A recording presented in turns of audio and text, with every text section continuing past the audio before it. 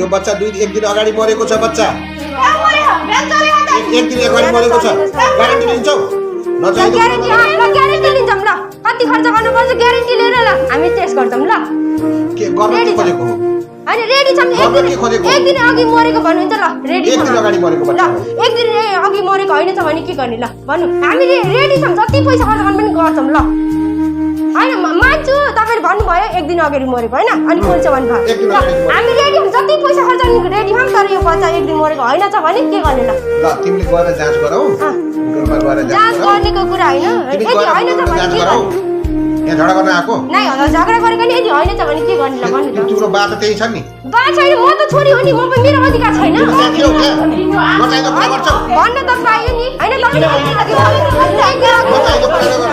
चले अनि म ज्यादासम्म चलेको बच्चा एक दिन अघि मरेको भन्दाखेरि कहाँ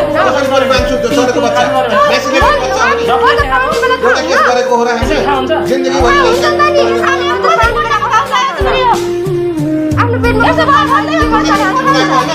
बच्चा चल्ने छैन भनेर तिमी के गर्दै थियौ त बाहिर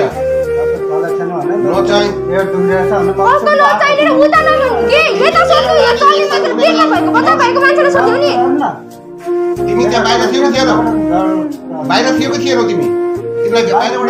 यो गाली गाली कुरा नगर्ने हेर्नु धम्की यहाँ चल्दैन हेर्नु गाली दिएको त म चलेको कि के हो भनेपछि कसलाई पेटमा भएको बच्चा चलेको नचलेको हामीलाई थाहा हुन्छ बुझ्नुभयो